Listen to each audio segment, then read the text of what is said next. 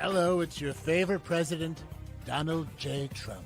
Over the years, you've bought my coins, my shoes, pieces of my suit, and it made me wonder, is there anything you won't buy? Introducing Trump Spunk. I'm the first president in American history to drain his own swamp into tiny little bottles, very tiny, and pass them on to you, the American people. Look at that. That's my snake sauce. Isn't that fantastic? Each vial is personally hand-cranked by yours truly, the greatest American president. They say my patriotic splooge is better than Lincoln's. I don't know. The creme de la creme, I guess you could say. And now that creme can be yours. You can use Trump Spunk for anything. A charm on a friendship bracelet, an incredible glaze for your Easter ham, or to propose to that special someone. You can add water and make your own Eric. I wouldn't recommend it, but you can. Every vial of Trump Spunk is guaranteed to be 90% of my man butter. I don't know where the rest came from. And for a limited time only, each vial of my tadpole yogurt is only $29.99. Act now and get a limited edition capsule of the J6 juice, which was created while I was watching the Capitol riots. So wonderful. Trump Spunk. It's worth a shot. I'm a two percussive. I'm not a machine.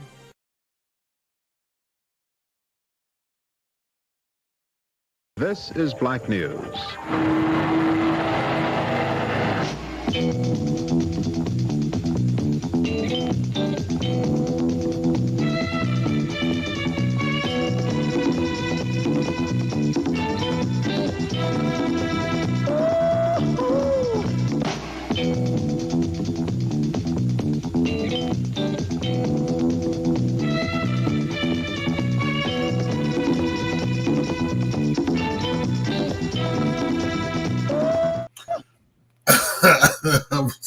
Happy Saturday, everybody. It's your man, the Dr. Mr. Drake. Welcome to the Black News. And I am your host, Dr. Mr. Drake. I cannot do this by myself. I'm trying to get the thought of Trump Spunk out of my head. My spunk will be available sometime in November. At that age, I gotta gin it up. So y'all, I gotta gin it up. So y'all gotta give me a minute. I cannot do this by myself. Each and every Saturday here at noon, we'll bring you the Black News. While I get tortured by the news, so you won't have to. Now, along the ride this week is my partner in crime, founder of M3, my co-chief, the best afro in the business. The man who has known how to trigger me since I was a baby. Welcome, Travis, the philosopher. I'm glad you're doing the news so I don't have to. Yeah. I mean, look at y'all. Y'all just look so pleased. I know, right? Like I do the headlines. At least I'm up to date. But yeah. Look, doing a deep dive. Right. You're doing a good job, bitch. You're doing a good job. I appreciate that. You can catch the Malcolm the Philosopher King on Wednesdays at 7 p.m. right here on this very network. Well, he would do a great job with triggering me with topics on relationships, mental health, and hygiene issues. See, I use the word. See, hygiene. I don't know why you hate that word. Mental hygiene. I wrap my head around that whole thing of mental hygiene. Anyway, catch him Tuesday nights. And if you're into podcasts and listen to fantastic podcasts, catch his podcast each and every Tuesday. M3 presents the Bearcast, hosted by himself, truly. Spotify, wherever you get your fantastic podcast, he will be there to entertain you. Thank you so much.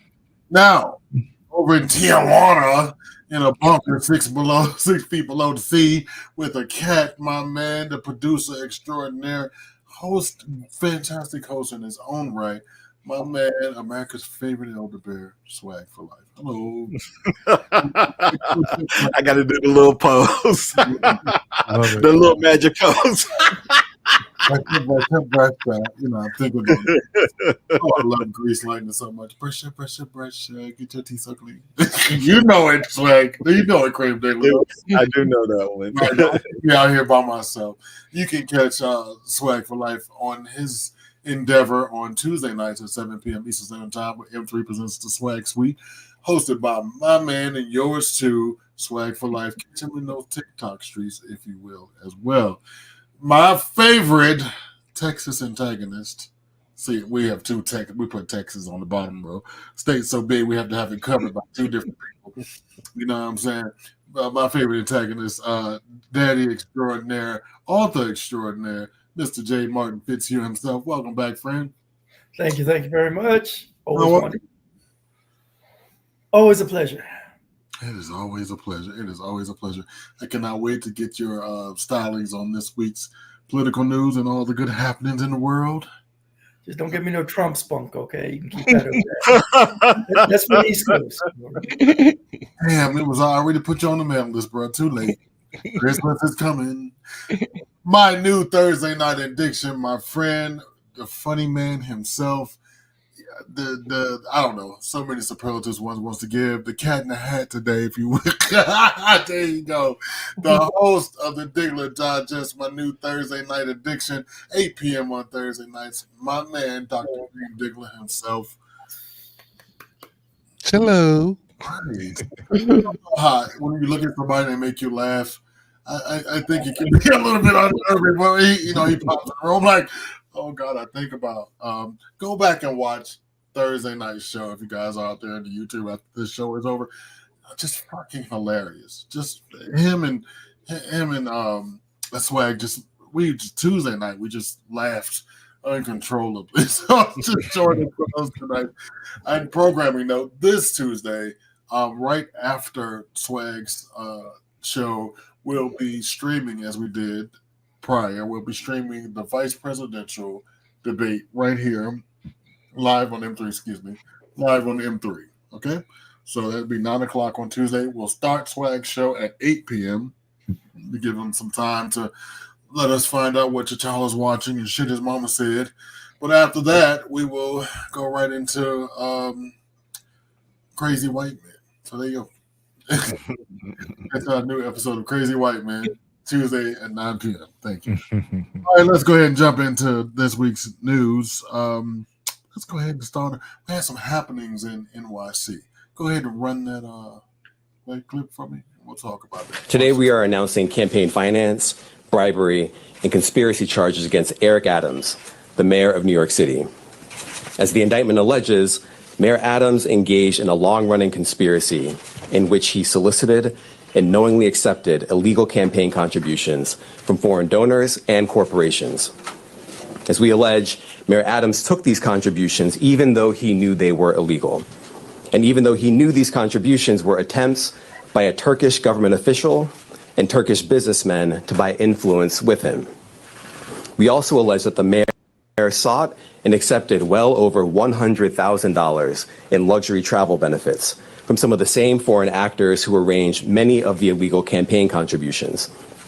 These benefits included free international business class flights and opulent hotel rooms in foreign cities. The mayor had a duty to disclose these gifts on his annual public disclosure forms so that the public could see who was giving him what. But as we allege, year after year after year, he kept the public in the dark. He told the public he received no gifts, even though he was secretly being showered with them. We allege that Adams accepted these benefits knowing that they were given to him because of his position. And in exchange for some of those improper benefits, he intervened in the New York City Fire Department's inspection process for a building owned and operated by the Turkish government, allowing it to open even though it had not passed the fire inspection. The corruption alleged in the indictment is, as I said, long-running. As we allege in the indictment. Interesting. Now, they allege that he's been doing it for the last decade. For those of you who live outside New York City, he was the Brooklyn borough president. Sounds petty, but it does. But there's 8.3 million people in New York. So let's say 1.5 million people live in Brooklyn. I mean, that's very possible. And so you have sway influence over 1.5 million people in that one borough. So I don't know. Now, when I said I actually have to read the indictment, so you won't have to, it sounds a little flimsy to me. And I want him to go to jail a long time. Because I mean, just his overall Malcolm, just his overall like political bedside manner is terrible. Like he is a terror. Like he is. He's a former military. He's a former cop. You know, he wanted to bring back stop and frisk. And Yeah. I don't like, you know, John. I think black people are a monolithic group, and like we're supposed to support this criminal. So if Trump is a criminal, why can't he be a fucking criminal? He is a goddamn criminal. You know what I'm saying? And I don't like the fact that he had old black ladies up there trying to, you know, get his bag. They shouted his ass down. You're a criminal and a liar. It's not about race. And stop trying to hide behind that 92-year-old black lady. I love that.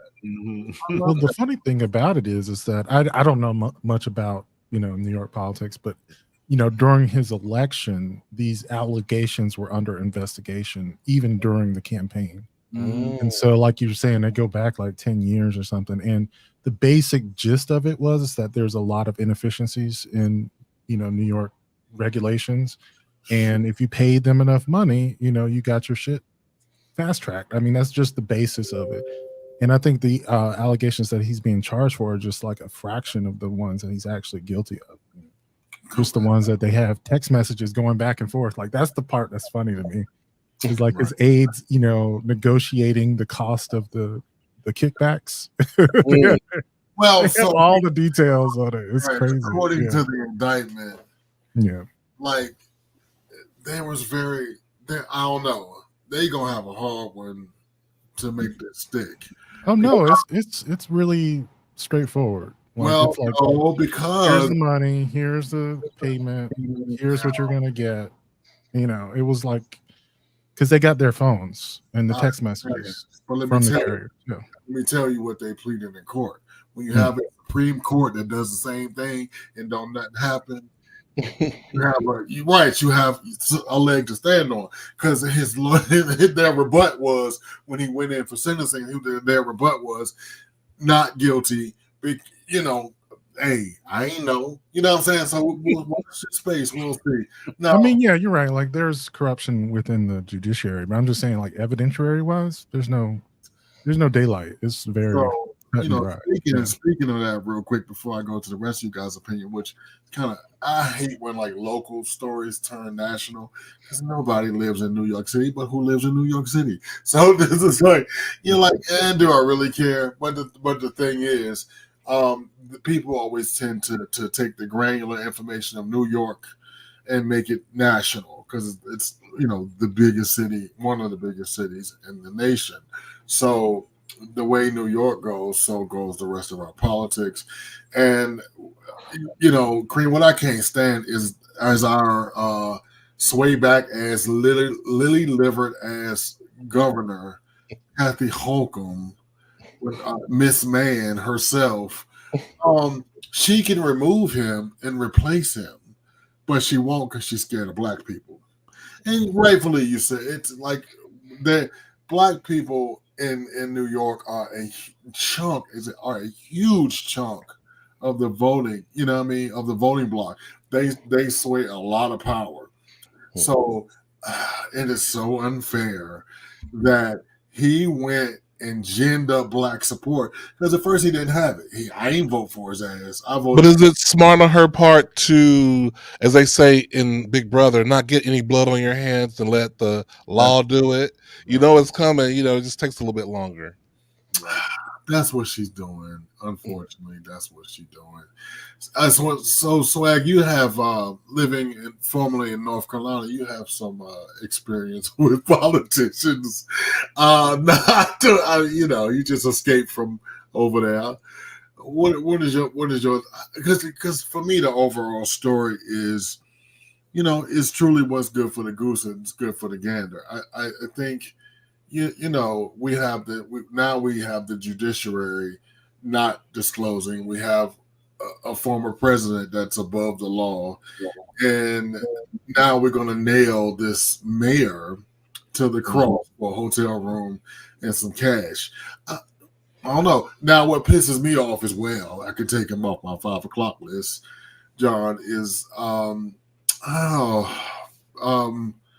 motherfucking Al Sharpton came out and said this is a political persecution, he gonna fuck around and get taken off the air, and I can't wait.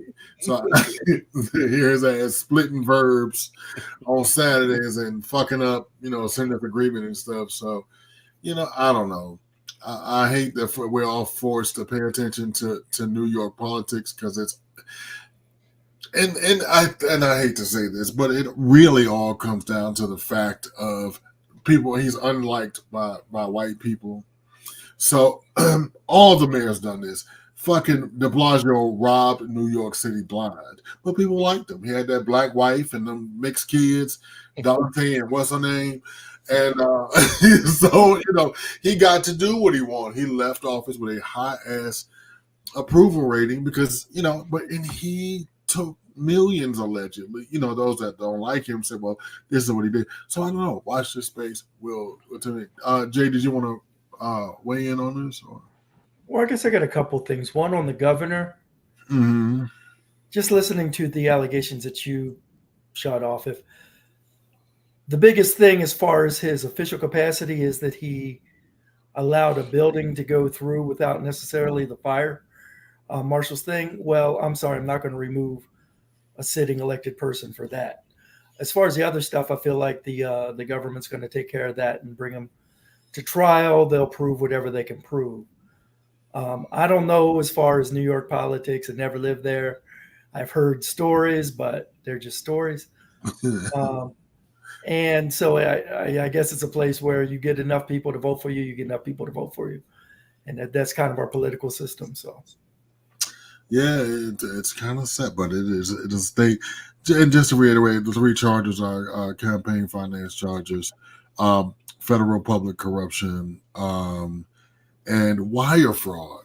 So somebody sent somebody somewhere, and this is all alleged to take mostly with the Turkish government. The Turkish government is in our back rooms. The Turks are up to something, and they are wielding a lot of money. And the building was a new Turkish consulate in New York City, millions and millions of dollars, huge building. I don't know. Being a part-time New Yorker, I just don't see that as a big enough crowd. People do it all the time. You can buy whatever you want in New York City. You can buy a fucking cab medallion that costs hundreds of thousands of dollars if you promise somebody I'll pick your mama up on Tuesdays. I mean, like it wasn't like it was obfuscating the inspection. It was kind of just expediting it, right? Putting them up to the front of the line. Yeah. And so like it wasn't. I don't know in this specific one, but there was actually quite a few that they detailed that were not in the indictment, and it seems like it's normal practice, like you said, like it's just greasing people's hands is kind of the way politics are done there. Being in some of those New York City, having to do business in me, it's just the way people do business there. There is no way in the world some of those businesses could have passed inspection. They like the Leaning Tower of Pisa. You scared to get on the elevator. You understand? Lord, I just want to pay my light bill, Jesus. That's a good point. Like, this is the way that people do business there. It is kind of interesting that he actually got indicted. In fact, he's the first mayor sitting there to be indicted while he. It's happened a lot, but not while they're there. It happens, And speaking of things blowing in and tearing down things, we in other news, what a segue, right? In other news, we had a major hurricane, Helena, that swept through the East Coast, knocking out power and flooding some of our highly trafficked gay places. Because I know here in Atlanta, it kind of shut down the Buckhead area. It influenced the bookstores. I'm sorry, guys. You can't go this week because you can't go to the local bathhouse. I'm not going to say the name because I'm not doing a commercial for the bathhouse. But you cannot go to the bathhouse in your favorite restaurant because the downtown Buckhead is flooded. Maybe next week after they clear out the mud. And so most of the East Coast was affected by this. I am sincerely shocked that I kept power because I kept saying through Thursday night's show, I kept telling Kramer, I was like, if I disappear, the power monster has gotten me. And like I woke up the next morning and I didn't make any phone calls. And so I just went and jumped into bed. So when I woke up about 5 a.m. and I still had power, I said, thank you, Jesus. There are millions of Americans that are still out of power today. And the infrastructure guards are saying that it may be a couple of weeks to get that up and running. Malcolm, you're in the other end of Georgia. Were you affected? No, surprisingly so. Like the schools and businesses were closed on Thursday. Yeah. But yeah, there was no damage at all. The power didn't even go out. So Your boy couldn't even get no DoorDash. I had to go in there. This is true. I was trying to get some last minute groceries Thursday morning. I was hoping that they deliver, but no, they were not. No, we got the kitchen.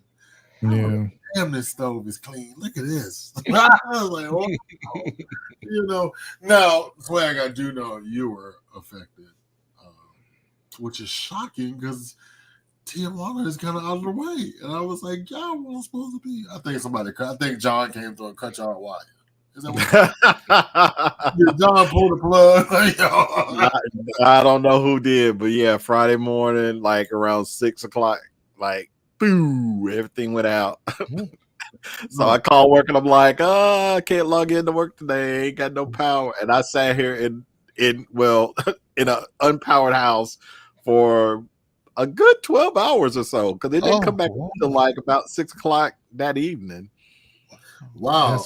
So in this time of the internet and everything, I mean, you had your phone, of course, and that was working. What is it? It's like Little House on the Prairie or some shit. My power goes all the time. What was that like for you to be unplugged and disconnected? Well, like you said, I mean, I did have my cell phone. That was all I had. I did have me a power bank, so thank goodness I, was able to keep it charged during that time. But it was depressing because it's like can't watch TV, can't get on the internet, I couldn't do nothing. I just basically sat here, looked at the cat for about 12 hours. I think he was tired of me. He was just kind of like, look, you got to find something to do. You can't just sit here all day and just look at me all day because like this ain't gonna work for me. So I could have used the time to like do stuff around the house, but it's like, but I ain't got no power. What exactly can I do? You ain't got the power, And I know you guys in Texas were not affected. My friends were in Texas was like, "Oh, the sun was shining. It's beautiful. I'm going to the mall. Y'all all right?" That's like, I'm like, yeah. For once, they can reach out to us like, "Y'all okay? Y'all doing all right out there? Is everything all right?" Yeah, and I'm just like, no. It's plus. I'm scared to go outside. And it's overcast again today, so I don't know if the rain's gonna like double back, and it looks like something's gonna happen. But this brings up a larger story of America's infrastructure. Something has to happen. Like, and I know you guys, we always hear about Texas because y'all have the private shit going on and the private investment of electricity in the grid. But I think just overall our grid here in America, and that's from power to water to sewer. Because earlier in the year here in Atlanta, we had a huge water main break, and like millions of people were out of fucking water.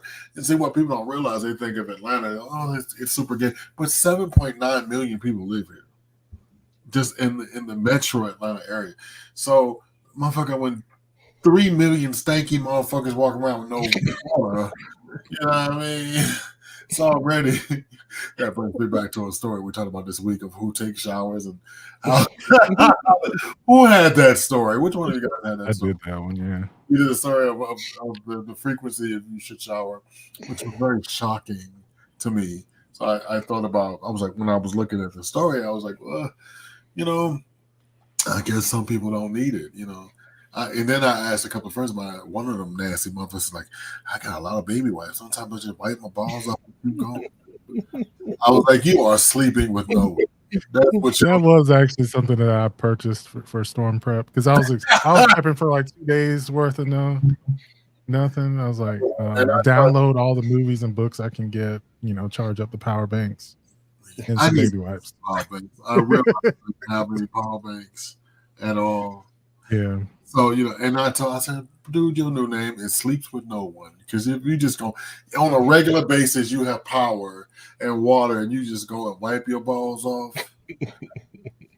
I don't know. Some people are into that kind of stuff. I mean, some people like a little musk. Oh, Saying some of the boys like it. Lord, and shout out to our brother Devon, who is dealing with a flood issue at his new apartment. Mm. He started flooding early in the night on Thursday. Yes, something I've been seeing on like some of the TikToks of people's homes in Florida. There was like the first floor of someone's window where the water was up to the top of the first floor window.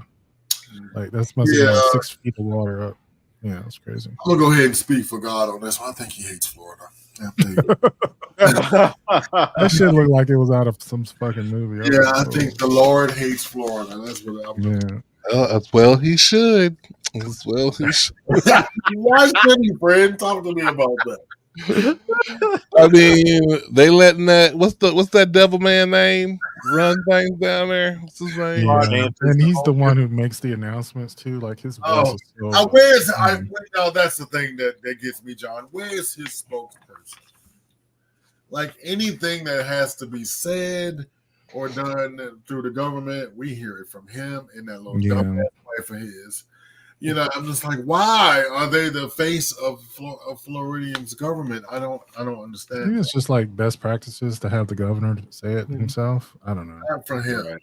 We don't need you're right. It's awful. It's I'm gonna need it because he's probably the least equipped or the most ill-equipped governor. Yeah. That's why his presidential campaign fizzled because he has zero people skills. I mean, zero. Yeah, he's basically like JD Vance in a sense. Like, I keep remembering like him talking, and then he'd always have that fake little smile at the end, like he's forcing himself to smile.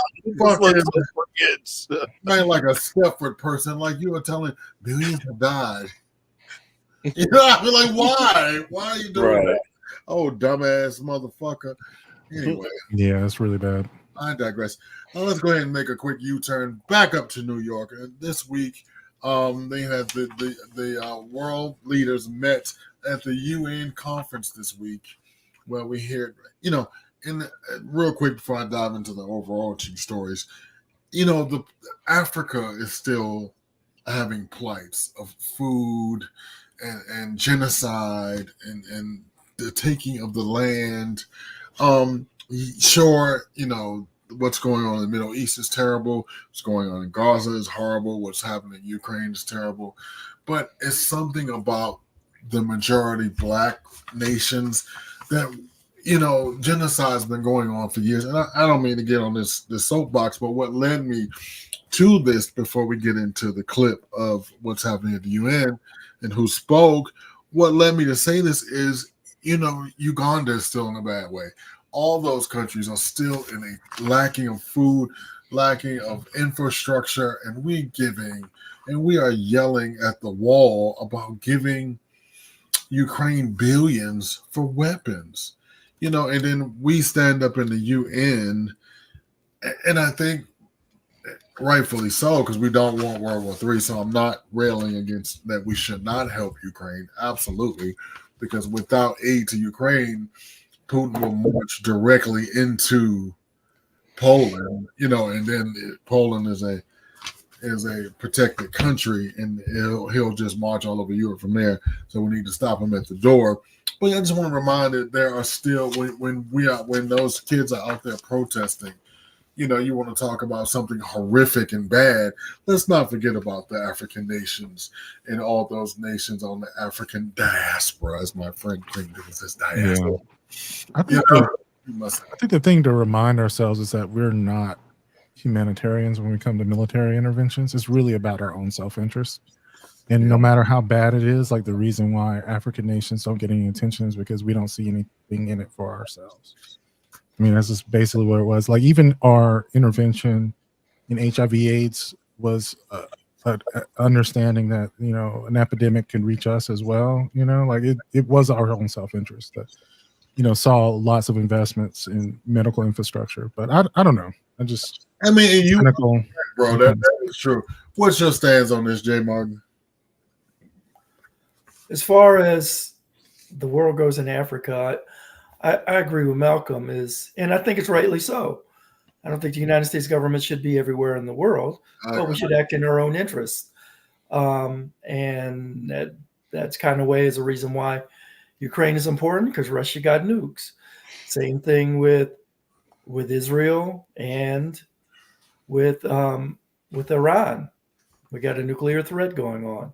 There's a big button issues. So Yep. we're taking an interest. Yeah, we don't want to blow nobody's face off and have nuclear drift, and we have three-headed white people. We don't want that. Yeah. So, anybody want to comment on that before I move on to the UN situation? All right. So this week in New York City, the UN met at the UN Peace Conference, whatever thing they do there once a year in New York, as the mayor was getting arrested. Fun times. Run the clip of That's a good point. Yeah. Right, and we'll talk about it. Who we're here to represent. We the people. These are the first words of our Ooh. Okay. Did he freeze and it froze? I don't know. It froze. Yep. It's that new internet from that new house. Who did? That's what that is. Here President Biden was speaking about nation building and the importance of America in the world, and we have to take care of each other. And the reason I wanted to bring this up is because this is the last time that he will speak to the UN Council. I'm sad because as a fan of politics, President Biden has been a part of politics in some way for the last 50 plus years. And I don't think we all, well, I don't think we have realized the vacuum that is going to be left when someone of his stature and political import steps down from the scene. And the fact that he is, we rarely get just nice people doing things for the right reasons. I mean, he is craving for power, just like most politicians. Let's not get that wrong. That's why him stepping down from the race was so, Yeah. amazing. The reason he stepped down from the race is the same reason Dick Cheney's voting for Harris, which is just like he saw what would be possible, like of another Trump presidency, like even against himself and his own interests, And I'm surprised he did it, but it's pretty rational too. Like, I mean, it was one of those things. I think we were all just shocked and. Hey, you all right down there in Tijuana with them gremlins? I don't know. Maybe we're still feeling some effects of Helene. I don't know. I keep getting back there gnawing on your ether cable. Down to Tyler, bad boy, back. Back. So I just want to hit it. You want to run it again? Or you want to see? Can we? Did it not play all the way through? Yeah, as soon as you cut out, it cut out. Okay, let me try it again then. Yeah. Watch this. Forget who we're here to represent. We the people. These are the first words of our Constitution, the very idea of America. They inspired the opening words of the UN Charter. I made the preservation of democracy the central cause of my presidency. This summer, I faced a decision whether to seek a second term as president. It was a difficult decision. Being president has been the honor of my life. There's so much more I want to get done. As much as I love the job, I love my country more. I decided after 50 years of public service, it's time for a new generation of leadership to take my nation forward. My fellow leaders, let us never forget some things are more important than staying in power. It's your people. It's your people that matter the most. Never forget, we are here to serve the people, not the other way around. The people of Israel live now, tomorrow, forever. Thank you. You've been listening to Israeli Prime Minister Benjamin Netanyahu speaking in front of the United Nations General Assembly. Not the entirety of the General Assembly, as many of those delegates walked out at the beginning of this very fiery speech. from the Israeli prime minister. At one point, he referred to the United Nations as an anti-Semitic swamp, and he said the real war criminals are in Iran, Gaza, and Lebanon. So some very fiery words. This was a defiant speech. He was speaking to a largely empty chamber. It was empty-ish before he got there. And then, as you noted, there were a couple of walkouts, including, according to our teams inside, from Malaysia, Indonesia. Which is really interesting because, you know, most of the world somewhere in there at some point, you know, wants Israel to be its own state. Nobody's saying, but they don't want a war criminal running it. You know what I mean? Malcolm, what are your thoughts on this? Yeah, I mean, it's tense. I've heard, I can't remember some of the details of some of the delegations, even some within NATO walking out as well. And also just like you were saying, Netanyahu's just the worst possible person to be in that position while this war is breaking out. And, you know, the developments in Lebanon are really pretty disturbing, right? Like it's full on, it's seeming like a full on conflict, like, you know, back in the 70s, like full on war again is coming. And, you know, I think they've been asking for, you know, like a 21-day ceasefire to try to figure out some sort of ground rules. Because it's not. Gaza's just kind of like the beginning. Yeah.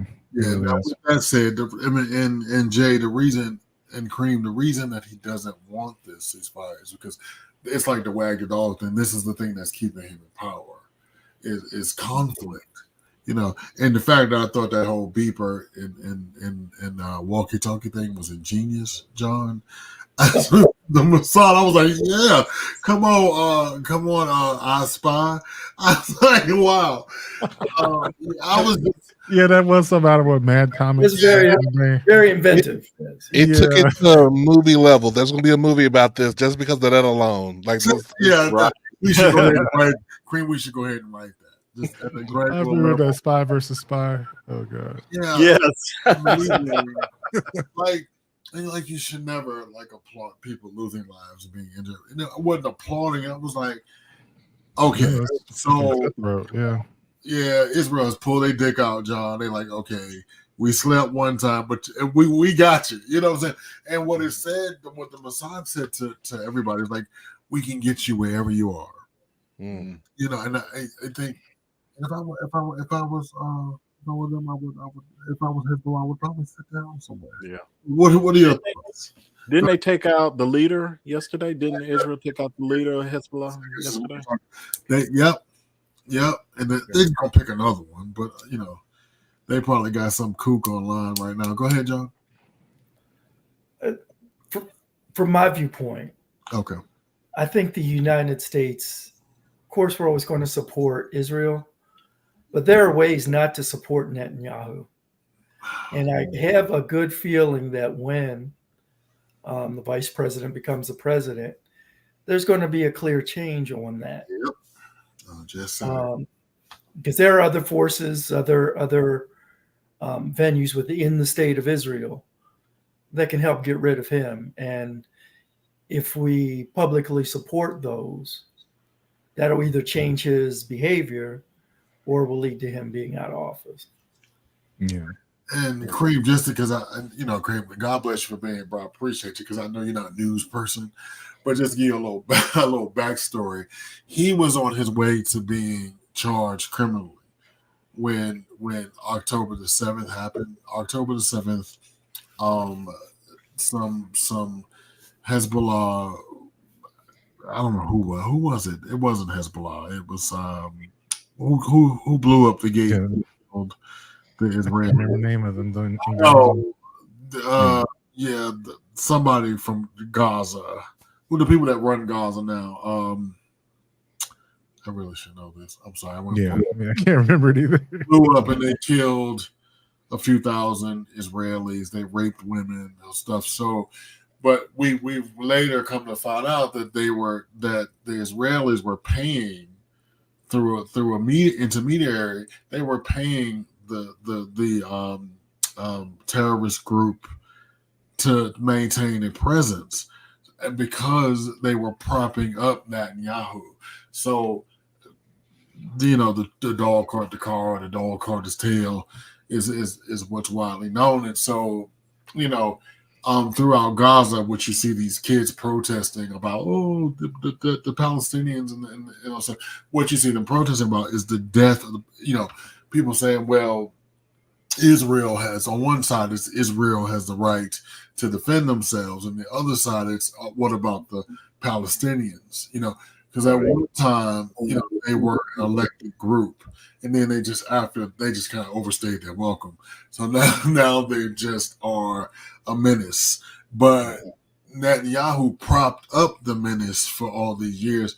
We've come to find out he's been paying them, and so now it's a war by proxy through Lebanon and blowing up all the stuff. So I hope I did a good job with kind of giving you a synopsis of those people out there, because people always hit me up like, Greg, can you just I'm not giving an opinion on who's right and who's wrong.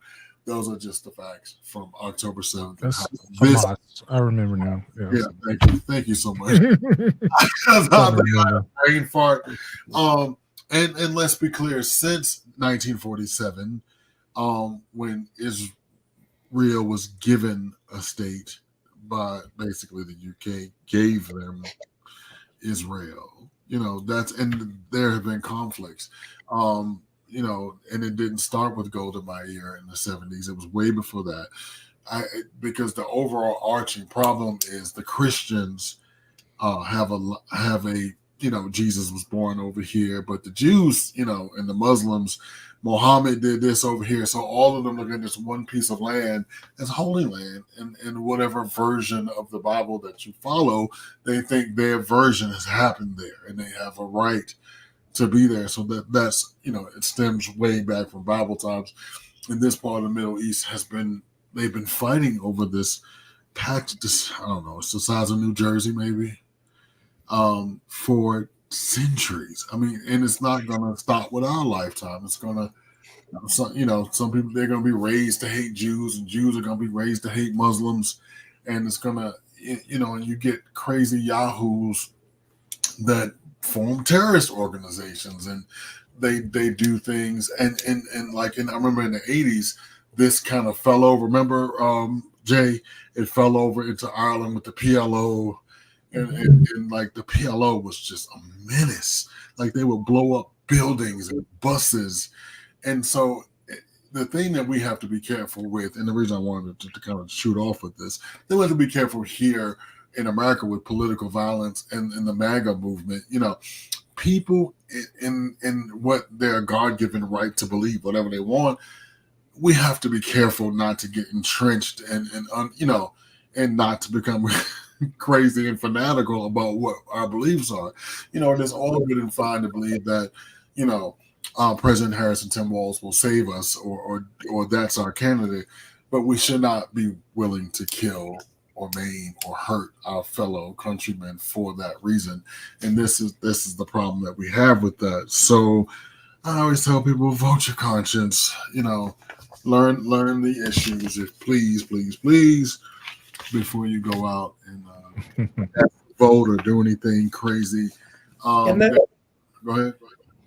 Well, when you talk about that, any country that is their government is based on religious doctrine is going to have an issue, because it automatically puts you in a us and them category, which is the problem which I see in this country with Christian nationalism and those that want their version of Christianity to be the governing factor in this country. That is something, to me, I think we all have to fight against, because it's so clear. One, not with our founding principles, but we can see how that really puts us against them in too many areas in this country. Yeah, I agree. And I think the hardest part about it is that, religious beliefs can't be negotiated with. You can't be absolutely not. Right. It's either this way or, no way. Yeah. And it gets down to some crazy ish. Kareem, I know you're a youngin' and you don't remember like when Golda Meir. I don't remember. Golda Meir was put up a history. So let me just say that. Jay, you're too young to know to experience the leadership of Golda Meir, right? Or were you were a kid? When I was a kid. Where do we? Okay, yeah, I just want Mid early 70s. So yeah. So I was born in '73, so I think I was in kindergarten. But with that said, is that these conflicts, she stood 10 toes down and was like, "No, this is our land," and she kept them at bay for a long time. And then, they were given their own state, and they kind of put the Palestinians, aka the Muslims, kind of over here. You can have this, and the Muslims push back over the years, and it's really kind of crazy. But again, vote your values, do what you gotta do. Let's go on to I don't know if you're happy, well, different kind of. Let's talk about the state of the race, America. Let's go. I get some cream almost some theme music for this. Can you whip up something like it's Trump,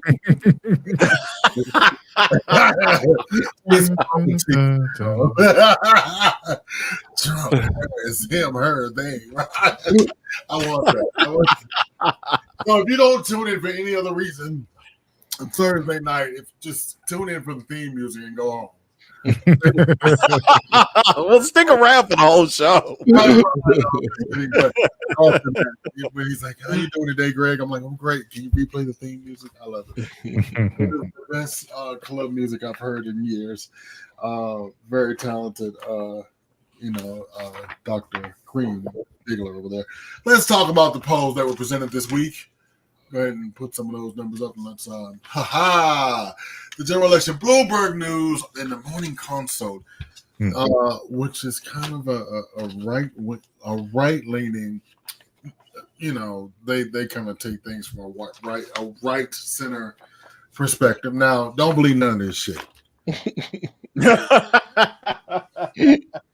Get your ass out there and vote. And like to thank to my man Stinger who sent me the picture of his television. I'm glad the TV area was clean. I appreciate that. There was no Diddy Lube in front of the TV. I like it when providing clips. Keep all your personal effects out of the TV frame. Thank you. Arizona has President as VP Harris +3, which is last month they were tied. Georgia this month now is tied last month with Harris +3. Michigan, Harris +3. Last month she was +2. Nevada, say with Nirvana, my favorite band. Yes. Nevada, Harris was +7. Now she was +4 last month. North Carolina +2. She was tied last month. Pennsylvania. Now, the interesting thing, I'm reading this all for a reason, but Harris +5, Pennsylvania last month, she was +3. Wisconsin +3. Last month, she was +9 because Trump went out there a few times, but they sent Biden out there. Now, I want to go back and talk. This Pennsylvania number, Malcolm, is interesting to me because it has stayed constant. And that's the thing that I look at. Is the number staying constant, John, over multiple polls, over multiple spans of time? Because we have learned from future, past polls on stuff that it's about the trend lines. It's about the trend lines and what's going on. What do you see in these numbers, Malcolm? Well, I think the one thing is that Pennsylvania is getting flooded with media and attention, just generally speaking, right? It is like they don't have any airtime, no space whatsoever, right? Oh my God! So if you're in Pennsylvania, it's got to be fucking. You live in Georgia. Do you know? As bad as it is here, they are doing. You think that they are worse? Absolutely. It's just the numbers of. Especially when it comes to Trump, that's where all his money's going into. Yeah, and he's quickly running out of that. America, he's running out of money. Yeah, but and people on the people out in the audience, that those of us who live in swing states, Like I have to record TV shows now. Like I cannot watch live television anymore because there's no need. Green, what the fuck? I have to record the goddamn Price is Right. Because you're gonna see his Yeah, well, 30 no, ads. it's she has 4, he has 2. You know what I mean? So that's every commercial break. I don't know, is it what 60 seconds? Swag, and fucking 50 of those seconds, you can't even in the knowing part. You know, you're trying to walk away, go get some coffee. You know, take a call during the commercial because you're supposed to be working, allegedly. Yeah. And so you know, and you walk away, Mark. I mean, all you hear is But see, on top of that, like what Pennsylvanians are getting are people knocking at their doors. Like people are actually coming up at their house and be like, "Have you registered?" Like there are actually people on the ground in Pennsylvania. We told you about our Lord and Savior Kamala Harris. Exactly. They're telling people to go early vote so they can actually spread their resources better because they have so many people there and they're going to every registered voter. You ain't gotta tell me. I refuse to take calls for the last 2 weeks because I was doing calls, but they start getting a little aggressive with your boy. Can we get the thing is, what they've been saying is because of all of this money that's in the Harris campaign and even Trump, like even though it's not in his campaign, his PACs or whatever are flooded with money, is maybe one of the most engaged elections in history, as far as percentage wise. But also, like some of the polls I noticed, especially the one out of Arizona, if you notice, like swinging so much, and people were saying like there's something weird going on there because there are other polls of the congressional candidates, gubernatorial candidates, they're not swinging like that, and so that just seems like that's a little off, right? Yeah, there was a +5 to -5, like a 10-point swing in a month. Like, what are we talking about? That's crazy. That's not. Now, I need to ask before we go to the next poll. I need to ask my Texans, how's that yummy piece of ass woman? That's what I see. That's what I see. Oh god! I'm gonna have to commit voter fraud. I'm gonna have to come on. Give me Trump. I'm gonna commit voter fraud. You don't call it already? Stop coming up. Well, that is where we do see actual commercials, and it's very interesting because the gentleman is rather what we used to call high tone, right? Oh, come on, high tones. I like it. Now, if you take a look at the PAC commercials, they have darkened his shade about 3 tones. They do that. Yeah. Yes. I didn't even know who it was at first when they showed him. I do the same thing to Kamala too, actually. Oh, okay. So he's holding his own, but it's going to be tight here. He needs to do, I think, a little bit more to get out in areas that aren't major metropolitan areas. But I did read something because I know I was going to ask this question because I have some Texas folks in the house. That his campaign does plan to go into more red areas of Texas, try to cut the margins because they've got time, so they can. But that's it. Now, Cream Dr. Digley, you my street person. You been counting the signs? Oh yeah, they are plentiful around town. I don't recall seeing this much openly Democratic, postings in yards and stuff. I feel like there's a defiant energy, now more than ever. Yeah. Because the question I asked you, do you live? I know your state is reliably red, whatever shade of color that is. But is where you live? Is it? Oh yes, she's red. She's definitely really. Red. Yeah. I mean, of course, the university is its own little ecosystem, right? Of rurality, but it is surrounded by red, most definitely. And so when you drive out, when you're in the hub, you drive out to the burbs and the places you see Democratic signs. Yeah. Interesting. Hopefully, before I'm in talks with a Trump supporter, hopefully before the end of the election season, I will continue to convince him to come on. I told him we will not badger him. It seems like such a bad idea, dude. Like you are Right. Yes, and I can't wait. It's a hey, dumb. What the fuck is your problem? I can see you introducing those like that. You gonna blur their face out and like change their voice? No. Yes, that's what we should do. That's what we should do. Blur his face and disguise his voice. I don't know. I don't see it happening. The problem is he's an executive for a company. Now, cool. the interesting part about his story, real quick, before we show the other poll, the real interesting part about his story, he's a CEO, executive of a company. And he was like, I don't give a fuck, and he says he's not voting for Trump, but this time, but I want to know what was the last 2 times like. And especially after the first time, like, and I know this person to be a sincere, he's white, but a sincere person, like he cares about other people. And so the argument that we're having that we don't want to bring to the air is he's trying to tell me that it's about economics. And then, of course I dropped the shit on him. Like, okay, well, here's the economic data. And what you were thinking does not wash. So, yeah.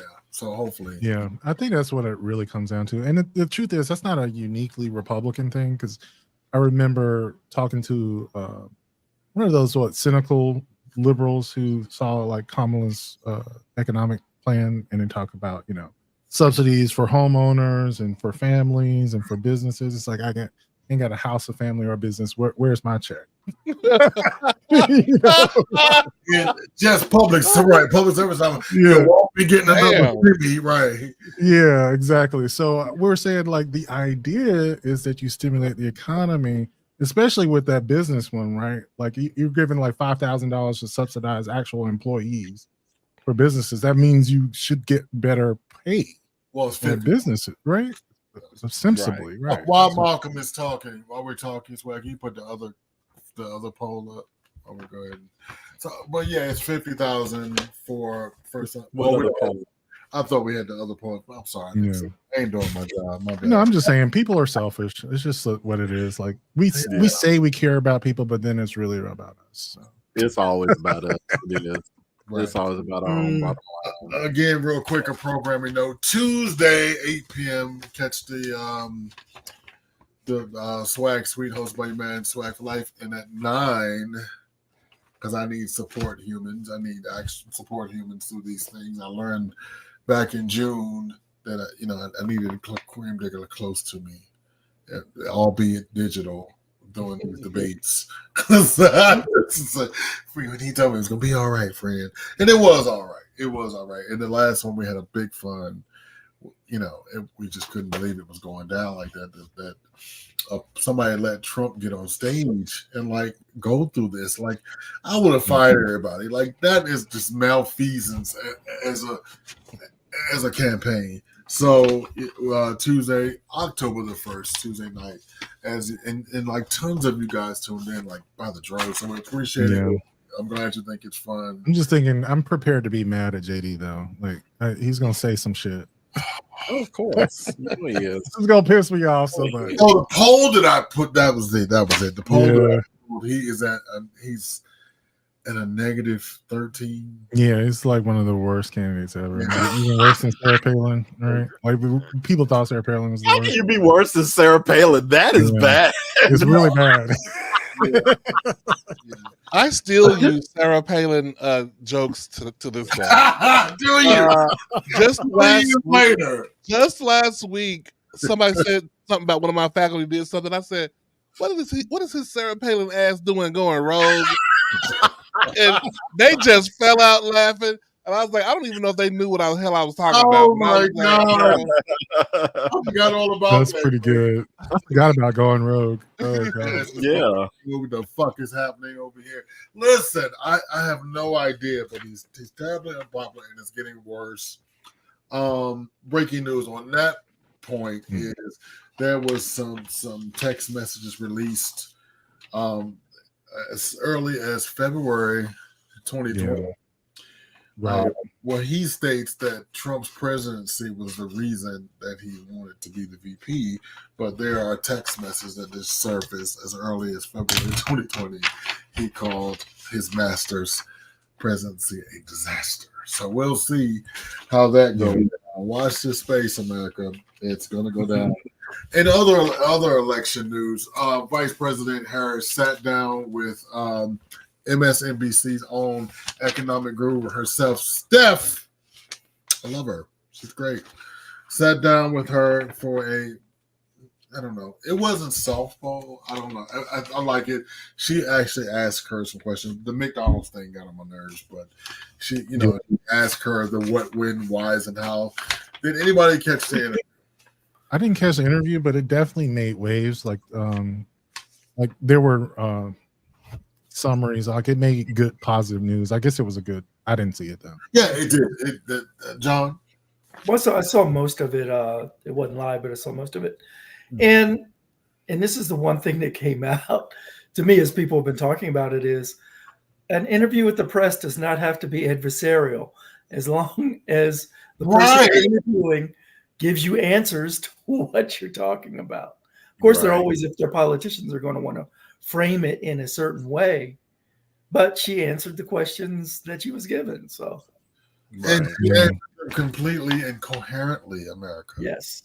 We don't know how she feels about Hannibal Lecter. I'm just saying. And of course, the GOP is not. They are railing against it because they're just like, oh, she got softball questions, and Stephanie Rule is obviously, a Harris supporter. So, like Mr. Fitz, who said, like, I think they wanted something more confrontational, and it didn't turn out that way. And they're just like, oh, well, see, she was handing, an interview on a silver platter. At least President Trump goes against people who, want to argue with him. And it's like, Fox. Yeah. Interesting. I love it. So speaking of former President Trump, they went in early in the weekend, dual economic visions for America. Now, I'm trying to be fair and balanced over here, so I watched Malcolm. I did. Jay, I watched, bro, and you were busy. You normally my support animal in the middle of the day, but you was busy because the kids were at school, but you said you were writing. I needed somebody to talk to.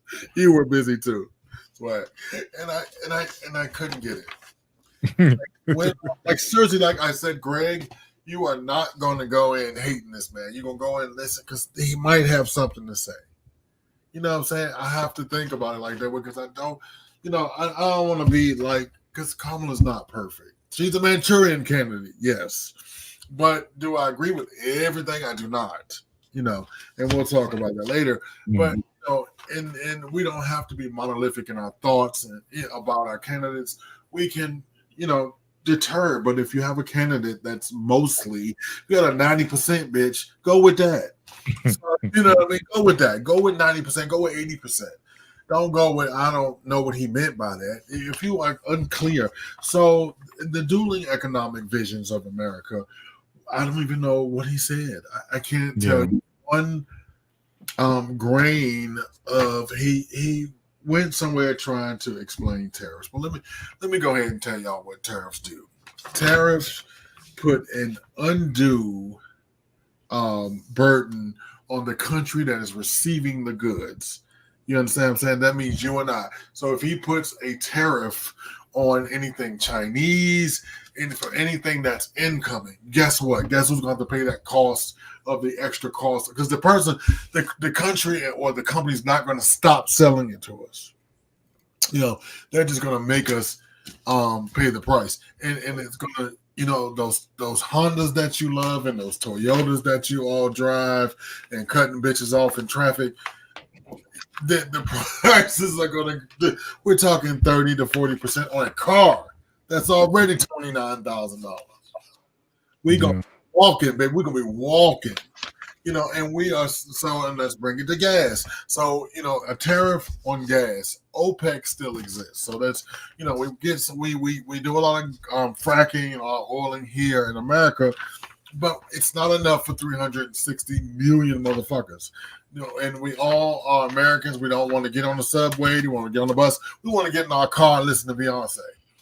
So it cost us to in the car. So now we paid $49,000 for a $29,000 car that was already overpriced. That cost $4,500 to make. All right, and now gas is now on average $2.76 a gallon. So that $2.76 a gallon with a tariff attached to it is $5.58 a gallon. And y'all complain now when it's going. If you have an SUV, it will be $217 to fill that bitch up. That's what tariffs would do. And I'm not being hyperbolic, and I'm trying not to be unfair. But Let's talk about it a little bit too. Is the tariffs have always been used. The governments use tariffs. Yeah. Presidents put them in effect. The problem is Trump's vision or Trump's idea is to put tariffs on everything that is imported.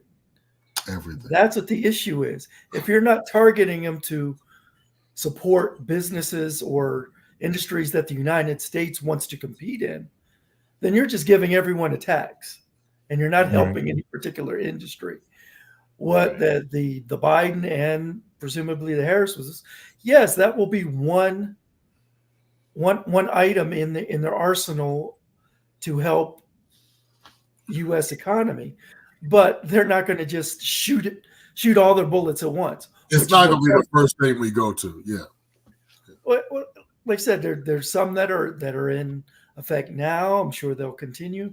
Others may be taken away. Some will be increased, but that's not her only go-to, and that's the problem that I have with Trump. He's putting it out there like that's a panacea. So all I have to do is put tariffs on everything that will increase the amount that the U.S. will supposedly be able to sell overseas or to ourselves, and therefore we'll have more money here.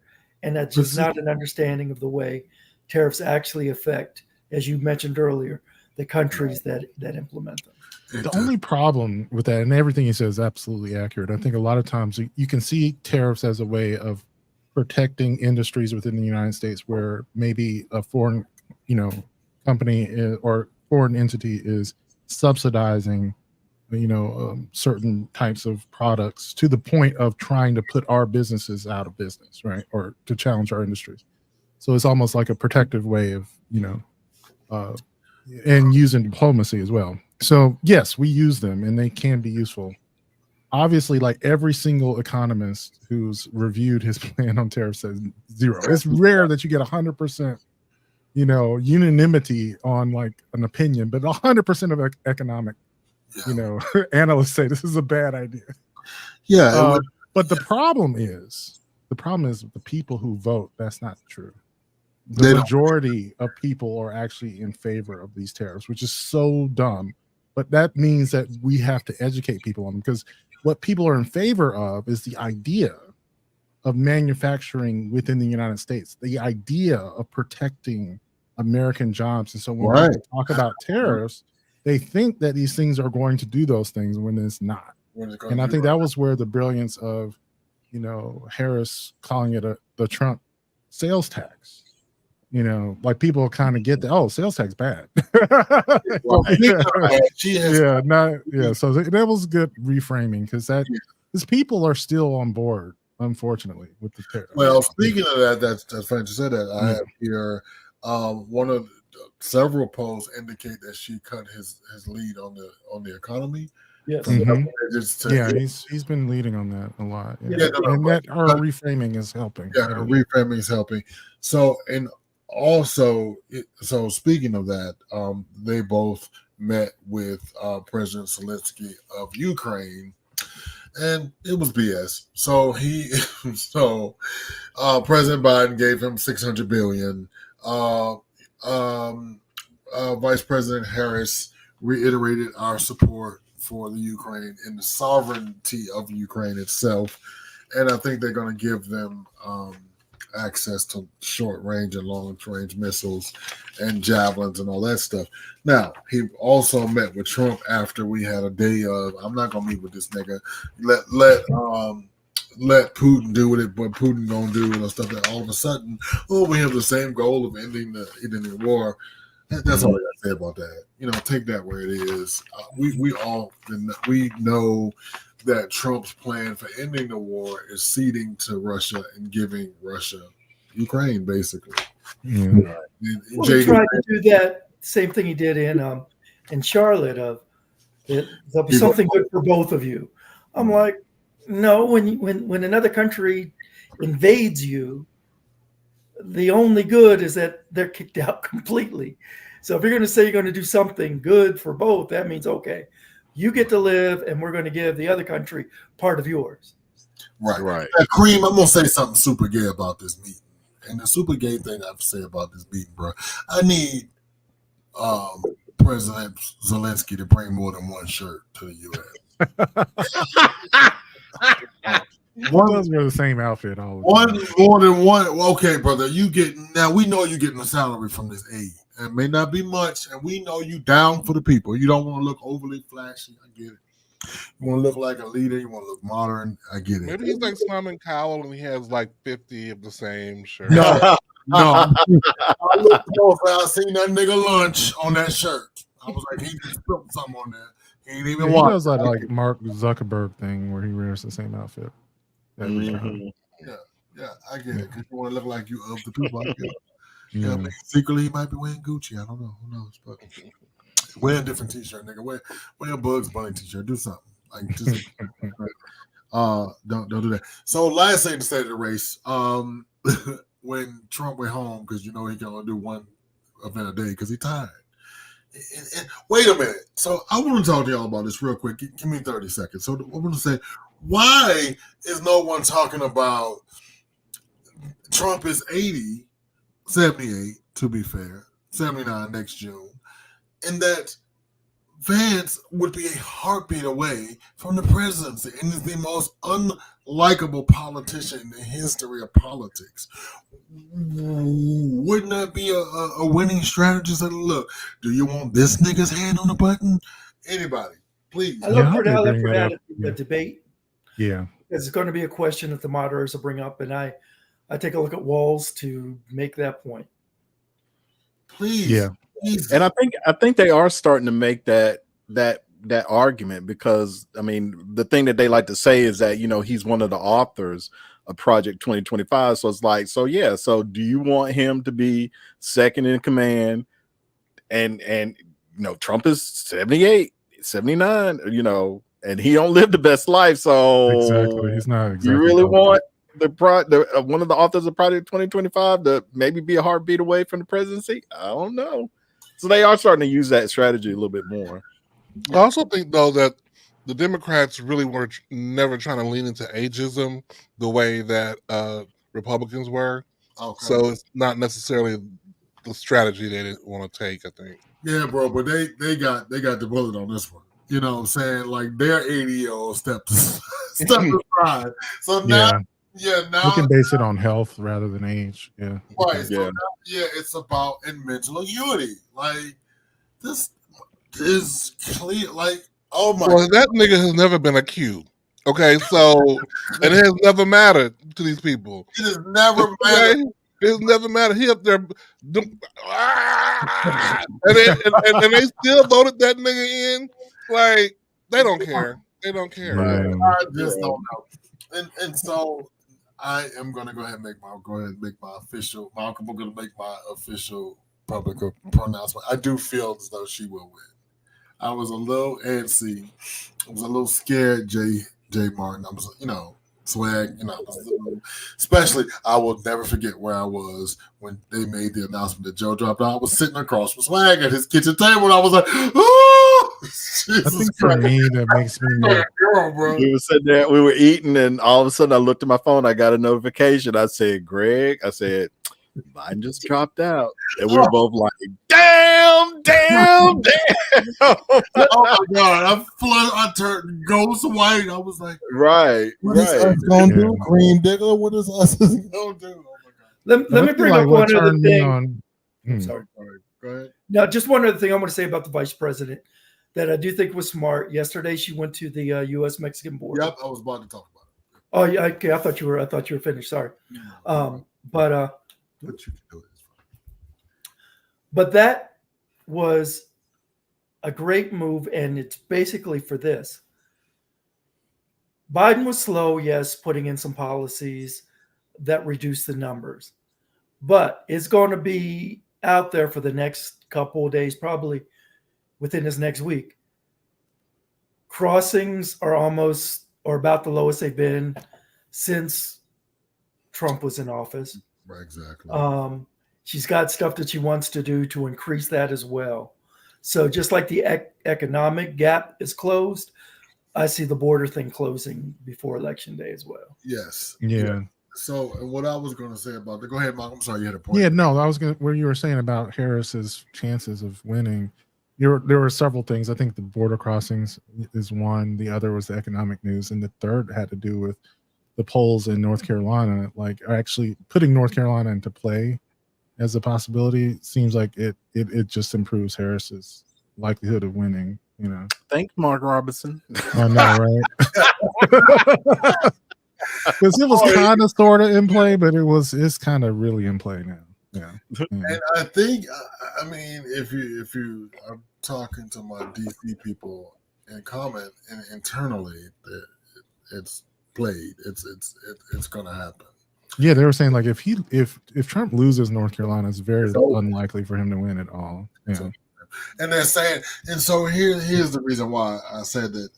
And everybody knows my leanings is towards the vice president, but like it's when you have a close race, it's about boots on the ground, and these are the most organized boots on the ground people I've seen since the Obama. I mean, these people are on the ground, and it's like she got together with Hillary, and she was like, "Girl, this is the mistakes I made." Remember, because right at the end of the race, this bitch went on vacation. She never went to Wisconsin. Right. Like Hillary lost this race for herself. You know, we talk about that. She lost it for herself. Unfortunately, we probably missed out on one of the most qualified people that will ever be the president. She's wore every hat but the president. I mean, she skipped over the vice presidency, but now we have the second most, qualified person. She's done everything from top to bottom. And so yesterday, piggybacking off what Jay Martin said, yesterday she made this vainglorious speech. And it started off I am your commander in chief, because I wasn't gonna watch it because it was late, and I was like, oh man, I just finished watching Drag Race, I'm full, I need to go to bed. But I recorded, because I don't want to watch the commercials, I recorded a program and they ran the entire speech. So she started off at the border earlier that day. She got flued out, as the kids say. She got flued out. She was flown out. And she was out there with Mark, what's his name? The senator from Arizona, Mark. Him and his wife is Gabby Giffords, right. Arizona. They flew out there together. She gave him a big ups, and her speech started like this: "Listen, I know we have a problem with America. I know there's a problem at the border, and I'm paraphrasing, so forgive me. I'm trying to move quickly. I know there's a problem at the border, and this is the plan we had to fix it. You know what? The problem that we had, or the plans that we have, were in a bill that we put together, bipartisan bill." And she went down that road. He stopped it. But she didn't stop with blaming him. She went on, okay, so the fentanyl's getting through, and this is what I plan to do. She gave numbers. We plan on putting 1,500 people at the border. We're going to buy 100 of these fentanyl detecting machines, which I never knew existed. And she says, not only that, we're going to close the borders when needed. And then she said? And then she says, we're going to go around to the countries and find out why their people are leaving and help them keep their people in their country. We're not going to build a wall. We're going to take that money. We're going to go out to El Salvador. We're going to go to Mexico and find how can we keep it. And then thirdly, she jumped on law and order. She said she She went, she described the tunnels that she walked through, what they look like, what they smell like. And then she said, I arrested these people. I know these people. And then she named the drugs. She named the guns they had. She named the keys and how much they cost. I was like, let me write this down in case I'm European. I was in this bitch like, hold up, cream nigga. I was like, wait, in case I decide to become a drug man. And so, you know, and like the newscaster, of course, they go get the people, you know, they went and got the Spanish people. So I was watching Chris Hayes. So, of course, all of his panel is Latinx people. And so, you know, they're all sitting there like, but it wasn't over. She went to Dreamers. She did, you know, a pathway to citizenship.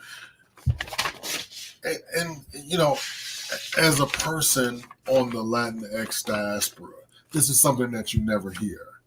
It's something that you never hear, like a total top to bottom plan of this is what I plan to do. I'm not just going to shut the borders. If you want to come here, there's a right way to come here. We want you, but we don't want you illegally. You know, and she said the things that if you got caught, you know, and you didn't apply for asylum or you didn't come in through the right way, the third time you're out. You can't come back no more. And we're going to ask you why your country's going to keep you over there. So, very comprehensive speech. There was no clapback from the Trump. As of this morning, there was no statement made by the Trump Vance campaign at the time of air. So, with that said, go vote. www.vote.gov. And check your registration. If you're in the state of Georgia with me, Earl and Malcolm, early voting starts 10:15. The Sisters of Alpha Kappa Alpha are doing something. I'm saying the word flood way too many times. There are actual floods happening right now. Right. People, well, at least we're not saying flood in holes. So, the Sisters of Alpha Kappa Alpha, the Pink and Green, her sorority are doing a thing in Atlanta called Flood the Polls. And so they were on the 15th when the polls open, they want the lines to be long, and because we need Georgia and every other state, even if you're not swing state, we need this win to be decisive, not close. It needs to be decisive. It needs to be a mandate put on behind it. So if you're in the state of Georgia, but it's also like for those recounts as well. Like some of their strategy is to make people hand recount, you know, and that causes irregularities that can. Well, they are doubt. It needs to be no doubt as to who won. Basically. No doubt whatsoever. So with that said, October 15th. When does anybody early vote in Texas? When does that begin? Do you all have early voting?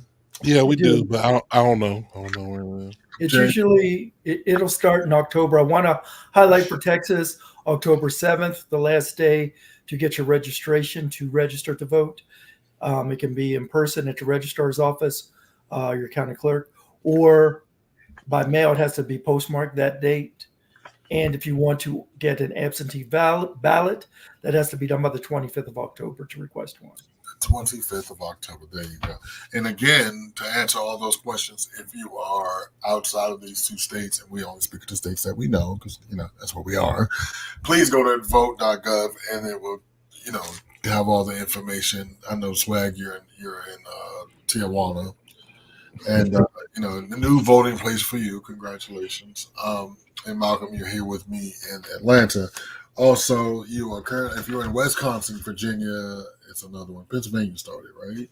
Pennsylvania, you guys are already voting. Pack it up. Take somebody you love to the polls. This is very important because if go ahead and make a date, voting date. Make a date. Look, but those people on Growler, you're out there. You're looking for love. Let's go vote together. Let's go vote. Right. Let's go vote. I'll swallow if you vote. Yeah, trade off. I'll swallow if you vote. Let's go. Like that right there. Okay. All right. Now, I always say every segment is my favorite, but I love this because I get to revisit what made me happy during the week. So, ladies and gentlemen, join me for the M3 Weekly Rewind.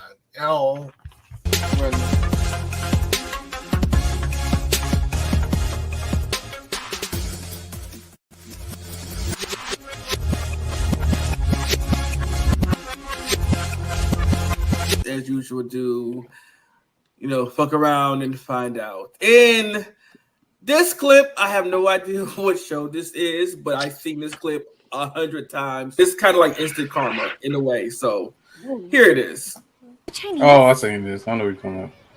Yes. Ah, great. We just wondered if you wouldn't mind if your daughter played with our daughter. What? Our daughter? Oh, we just thought Audrey might like to meet her. Audrey, say hi.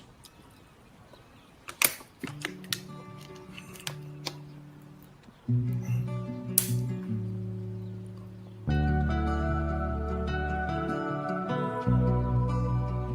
want to play slide?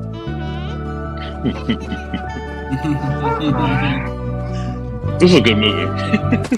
Slides off limits to ching-chongs. Fuck you.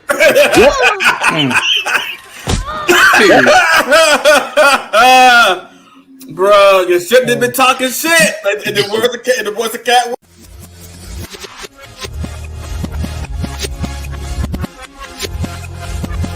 News, the state of the race, all those good things. So give me your hand and come along with me, and let's go on this journey. So in news overseas, because it's escalating exponentially by the hour, there were more than 1,000 bombs dropped this weekend on Israel. Most of them were stopped by. Now, who invited him? What that sign say? Malcolm and Green. You're welcome to come along. I thought I would just crash, but look, if you right to leave. Fresh ball head. Just punk. Not even on time, America. That's my problem. That's funny. You gonna crash? Wait a minute. You gonna crash and not be on time. It's all good. Let's keep going. Listen. We only got now. I gotta start over. So.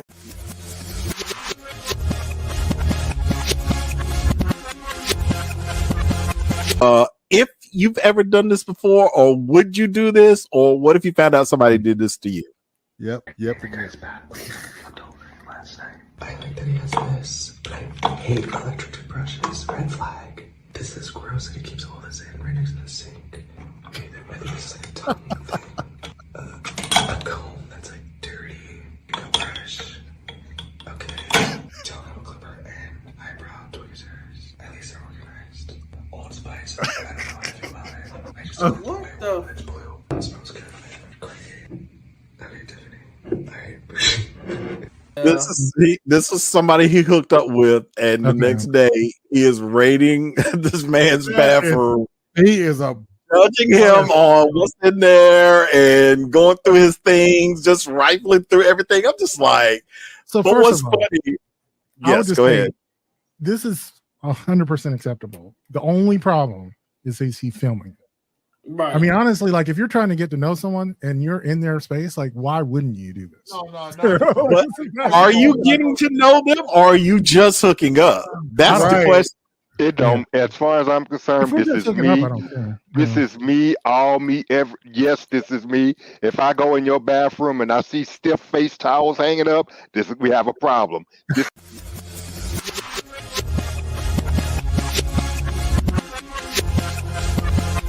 What sort of conversation? Like when you're like, are we boyfriends? Are we headed toward fuck buddies? Yeah. And what sort of things do you bring up? This was like a skit someone made, just saying like what he might say to someone when they're trying to determine the relationship. All right. Hey, so I know our relationship's been, getting pretty serious, and before we actually like put a label on anything and move forward, I feel like there's a couple things that we should talk about first. So, first things first, I require a lot of reassurance, and I mean a lot of reassurance, and almost constantly. And it sounds like a lot because it probably is going to be. So if you're not the type of person who does reassurance well, first of all, are you open to learning how to do it more? And second of all, if you don't feel like you can, then we should probably just cut this right now. 2, when I have arguments, I like to talk through them, like beginning to end. I like to know what your side is. I want you to hear what my side is, and then we come to a common ground at the end. I would need to know what your argument discussion style is so that I don't step on your toes or I don't make you feel like you're not being heard when we're going through some things. If that makes any sense. Does that make sense? I feel like it does. Okay. I was at first I was like not on board, but then like the last little bit got me there. I'm not on board all the way, no, but I was like, oh, okay. But when he did the whole I need reassurance, I was like, sir, you sound a little too much. You sound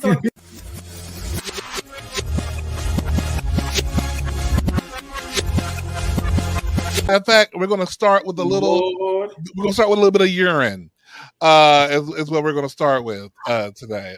Say ex-NFL player Goster Sherilis relieved himself onto an elderly woman forcing the plane back to Logan Airport. I glanced up at him. I thought at first he was just going to expose himself, and then he, pulled out his penis. And he started to urinate. He appeared in court facing multiple charges, including disorderly conduct and resisting arrest. He fully emptied his bladder on me. I glanced up at him. I thought at first he was just going to expose himself. Okay, so you hear how she said, at first I just thought he was going to expose himself. She had them gums. She had them gums ready. I thought it was going to be an average day of a black man walking up to me and showing me his penis. Right. But it turned out to be more. And then he, pulled out his penis and he started to urinate. He fully emptied his bladder. Now, this bitch said he fully. She couldn't move. Bladder. In other words, she stood there and took it. She stood there and took it. What did Huey? Yes. Wait a minute, I didn't think about that at first. Bitch, you wanted that golden shower. You wanted that. Oh boy, say on Boondocks. When I see the pee out there.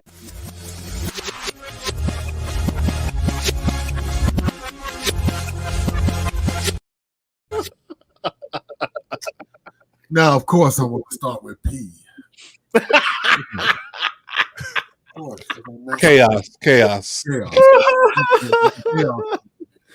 And of course, I gotta go to Jay because he wasn't here. You're on an airplane, brother. You're on an airplane. You're going to let's say Dublin, Ireland. Okay, we're going to Dublin. Okay, bubbling in Dublin. As Jay said, I'm bubbling in Dublin. So you're bubbling in Dublin. Homeboy get up and whips his penis out. Tall, sexy, handsome, beautiful, black man, distinguished. Yeah. So you look over because you're across the aisle. So said white woman is now getting peed on. She didn't move. She didn't move. And the more I think about that clip, and as I see it, she didn't move. And it was very. And to take Cream Diggler's point, who was the host that Thursday night at 8 p.m., check him out. Listen, she was like, hey, I thought he was just going to expose him. I'm like, right. Cream. I'm glad you're here. Where did you find this story? What? I don't know. Somewhere on the Instagram streets, girl. She came up the timeline. Okay. They know what I need. Oh my God. God wants you a good one. So, Jay Martin, what is your take on airplane pissing? Let's go. I do believe it, unless it is a private aircraft that you own. I'm against it. You're here. Do you have to on the young lady not moving? Like taking Cream Diggler's point. Just if I were, I don't care, other than You're on myself. an airplane. But I'm sitting there. Well, I mean, what you can't go anywhere for one. Just And like, what the fuck? it would be going through my mind because I've had things like, not particularly that, but where someone has done something where it's like they're not going to do that. Oh, they're doing it. This is actually happening. It's going down. You know, I tell the story about my sister. I was like, I think I was 21, 22. Came home to visit. My sister's not many years, but years older than me. I'm gonna tell her what the fuck you said. I'm just laying down upstairs, just watching some TV. She dragged me to the top of the steps. I'm laying down. I'm like, okay, this is stupid. She's not going to do this. Turn me around and push me down the steps. Why? I was laying down. I didn't do anything because I was like, she's not going to do that. Why? But so I can't say anything about her not getting up because I can in my mind see that this isn't happening type thing. So Yeah, like what are you gonna do anyway? I gotta know what was her reasoning? What did you do to her? She was like, I know he's not going to let me do this. I was like, I know she's not going to do this. So it was like a game of chicken. Just like just to see if you can do it. Yeah. Wow. Okay, stay out of y'all house for holidays. Yeah. That could have ended very badly. Now yeah. you two, Swag and Malcolm, you guys were there. We got your. I think we all were pleasantly surprised. Malcolm wasn't there. Oh, you were not there. Oh, Malcolm. Whoa. Okay. There we go. Pissing on the plane. Where are you with that? I am shocked. How high water sports? Let's go. But yeah, no, I think that was hilarious. Saying like, "Oh, I thought it was going to be a good time," and then no, not a good time. But I gotta quit. Did she actually complain, or was she just telling the story? She did not complain. That I didn't get that. Yeah. Nobody said she was the bitch that told her. Well, everybody else was complaining, most definitely. Yeah, like it was on a fight. Yeah. Not her. The rest of the pastors said they feared for their safety. It's like the man is What a peeing. whore. People calm What a down. whore she was. What a whore. What a whore. Like she was a whore. I like y'all never seen a man pee in public before. What's wrong with Now y'all? I'm thinking invite him to pee and just got out of control. The part that I love about that clip is how she said he emptied his entire bladder completely or something like that. Right, Completely like, empty yeah. his blood. He up there shaking it Yeah, off you saw on the her. He's stream like, go all dead. Like what? Yeah, she just kind of sat there. Right. Now, the next thing that and I did not see this when it first aired that brought me complete joy was check out Devon thing. I don't know if he's going to be on this Sunday, but Sundays at 5 p.m. for the Nerd Hour. This fuck around and find out segment he does. It was amazing. It was just absolutely amazing because because racism starts when you're young. That's the thing I kept thinking about when I saw this. I was like, oh yeah, and then it was really cute how they have an adopted daughter. She was Asian, and when she punched I love that. I need that to go down in real life more often than not. I found that very cute. I love that. I love that segment. I thought it was hilarious Monday when Devon just came on in there. I love it.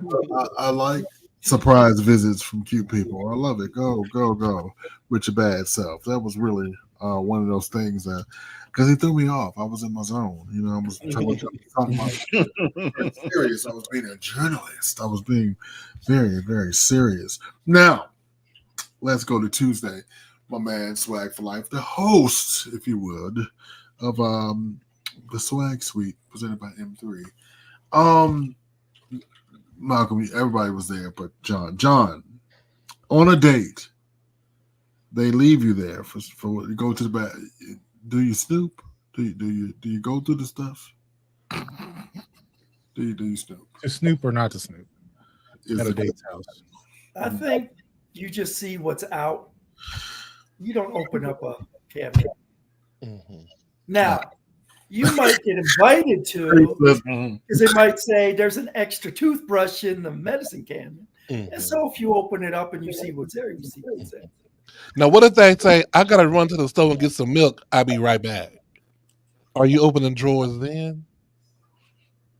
No. Whoa! Thank you, Mr. Fitzhugh. The Thank you. restraint. Oh, my goodness. You think you know somebody. He's still human. He's just saying he's not going to open things. Like you look on the bookshelf, you see what music they have. Right. You see It's like, out. It's out. the magazines. What are you reading? You know. Oh, yeah. That's not how It's things. meant for you to see. The things that are locked away are meant to be locked away. I'm saying out of both. And I ain't going to check your cell phone either, all right? Listen, America, if you gently jiggle it and it accidentally opens. Exactly. I'm Jimmy and locks. If it's locked, I'm really trying to get into it, girl. If it's a code, girl, I'm trying to get into it. Oh god. Like entire locked rooms. Not if it's a code.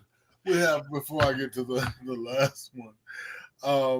And again, catch Cream Daily Thursday nights. I forgot. Thursday nights at 8 p.m. Eastern Standard Time. And he will entertain you and dazzle you with his many characters, wigs, and pop culture. She's gonna be shocked for the rest. She will be. I don't know if she was shocked though. I think she's a whore and she was used to it. I didn't get that vibe. I don't think he wiped on her shoulder, but he did do a jiggle. Like he got the last drops off. No, she said the whole bladder. She was not. There was no. All I didn't get from that story is why. Why did he do that?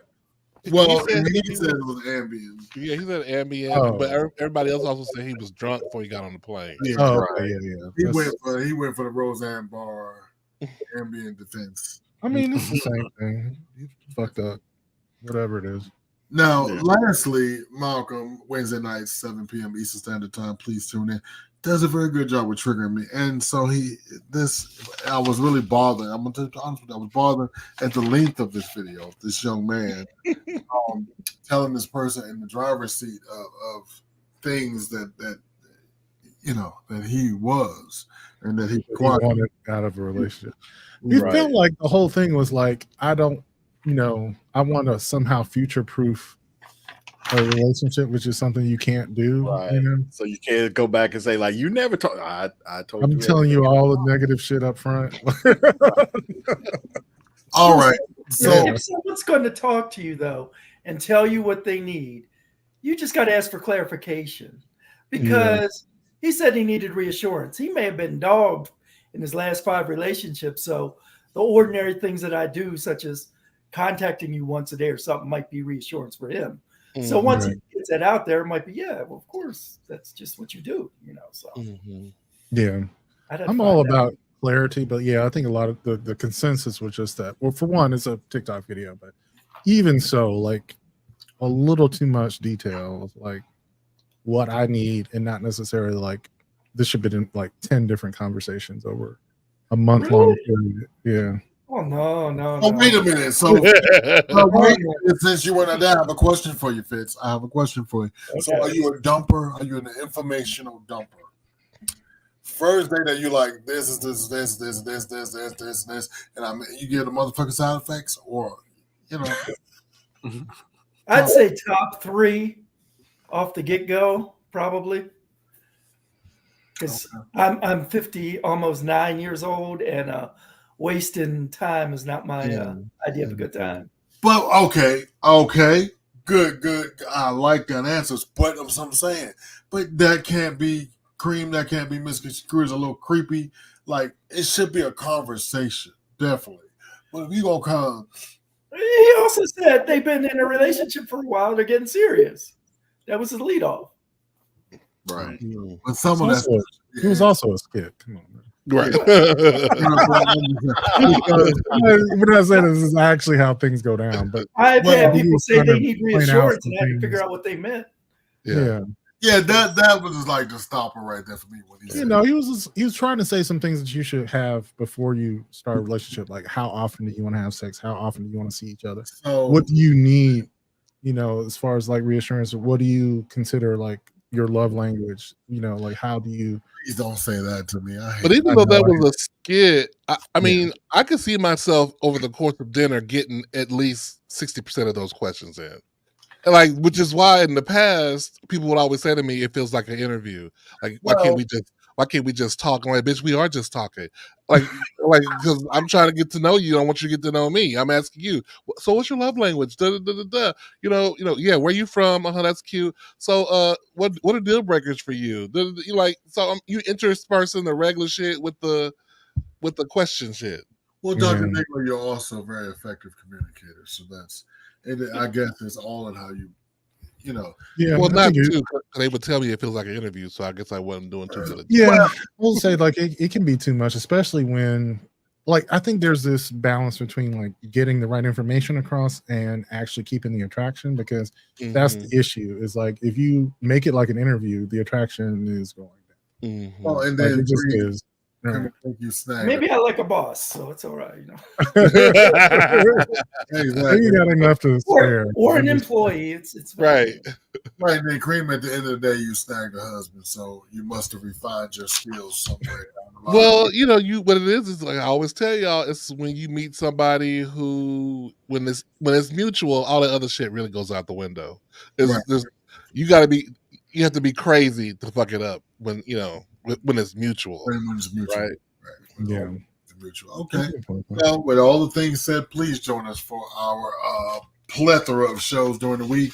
Monday, Tuesday, Wednesday, Thursday, Saturday, Sunday for your viewing pleasure. This panel, I'd like to thank my homie and homie, J. Martin Fitzhugh.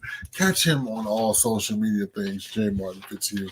His the videos of his children are so amazing. They are two amazing little guys who are very talented in their own right.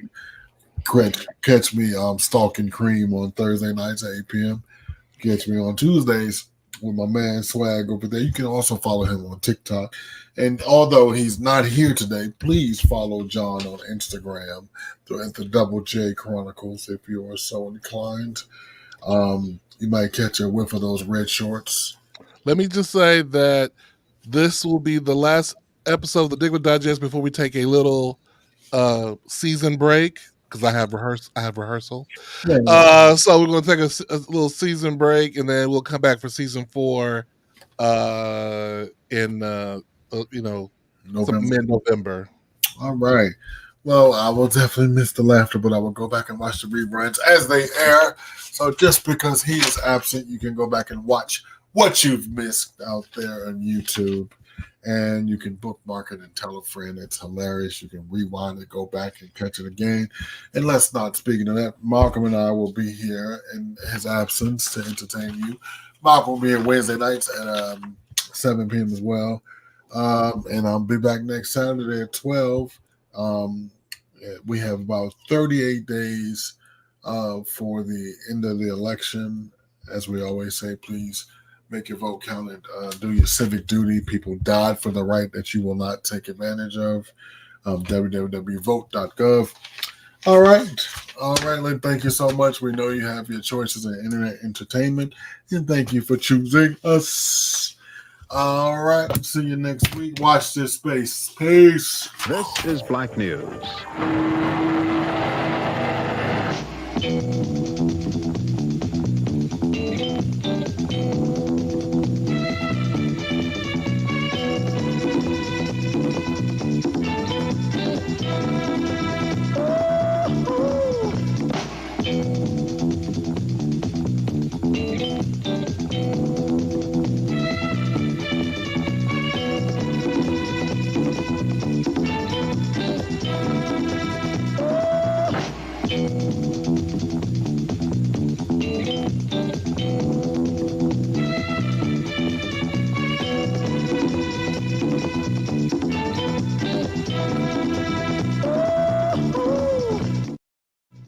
Damn it, I forgot to plug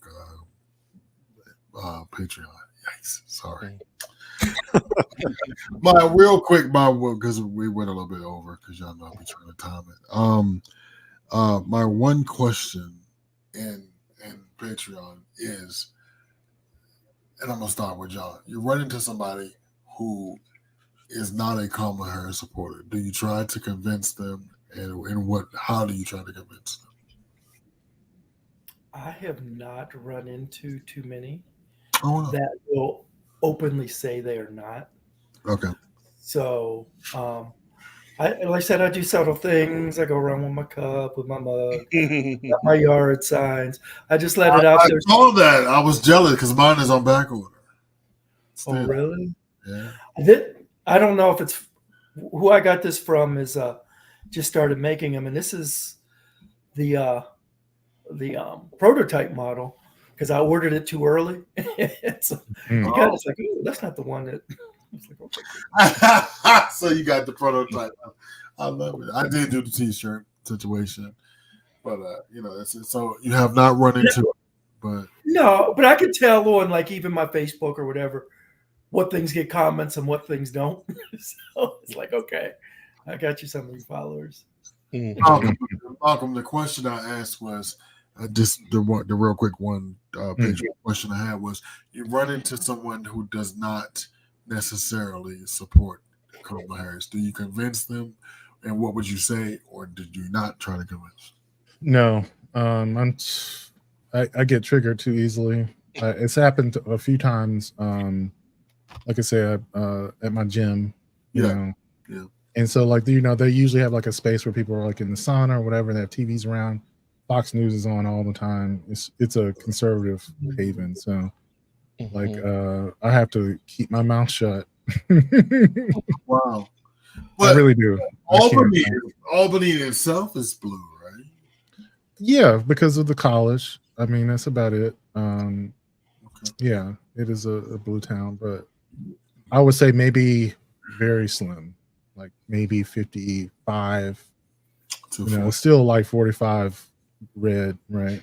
And that's questioning whether or not young people vote again, like because of the college. Like I said, that's basically it. And I guess it's somewhat of a city, but I have some positive things. Like I said, I have been meeting with some of my old church people, and a lot of them are reluctantly voting for Harris, and I'm happy about that because I don't know, I couldn't have regular conversation with them about it. Like I said, you don't have to be happy about it, and none of them are happy about it. Like they can't believe they're voting for a Democrat. Wow. And they will say that quite up front. Like, I can't wait to vote Republican again, but this shit. Like, you're doing the right thing. I'm just saying, like, I don't care. They're gonna vote Republican as soon as they can. And even like about the abortion thing, I think that was the major one, was about abortion rights. And yeah, it's like, like my daughter had a miscarriage, like I can't imagine, like she had a she could have been one of those people bleeding out, right? Right. And I have just for education purposes, even though we're men, an abortion does not always mean that you don't want the baby. Abortion is healthcare. There are many times where a woman needs a DNC to save her life. You know what I mean? It's not, she very had common. It's a very common. Mom said she didn't have irresponsible sex, and now she got pregnant. Dr. Diggler, you live in a red haven. Well, the same question goes to you. Do you convince or do you? I would say I don't, just on a general principle. So I don't want to really get into it, but I think one time, I think I told y'all about somebody I work with just happened to mention that she didn't know who to vote for because of her military stuff, and I was just like, "Girl, what are you talking about?" Like, I can't. I don't have the sympathy. I don't have the empathy. I'm like, idiot. What? That's where I go to. I'm like, I'm not the one. I'm not the one. So I just don't do it. Right. I'm not the one. What was her response?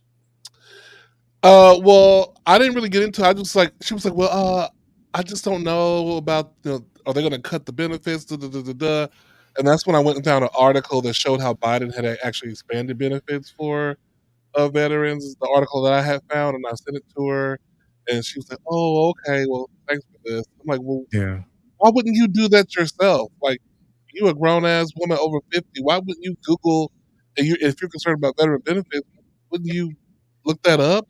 So like instead of just, I don't That's know. exactly what I was saying with the people in the locker room is that all their information is wrong, and there's no, I think sometimes when people are confronted with their incomplete information or inaccurate information, they kind of dig in and they're not even listening, and so like that's why I don't confront people, because I think there's a lot of misinformation. There's a lot of an ecosystem of right wing talking heads, that feed them this shit.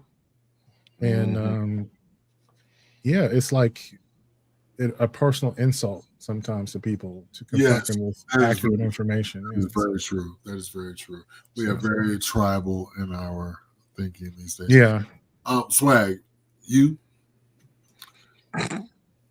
No. I tried, as you know, we had a viewer of the show who was well, let me put it this way. If you are a staunch Trump supporter, I'm not gonna try to convince you anything, because like you're gonna believe what you're gonna believe, and I'm not gonna sit here and waste my time and energy trying to convince you otherwise. If you are kind of a person that's on the fence, then I'm kind of gonna be like, okay, so what is it about Trump that you like? So that I can maybe kind of say like, oh, well, then maybe you need to know that Kamala Harris does this or that or whatever, because like I hear because a lot of people have been talking lately about how black men seem to want to vote for Trump, and the number one reason they want to vote for him is because of the stimulus check, and it's just like, but you do realize that like he really didn't want to give you that check, like he delayed it because he wanted his name on it.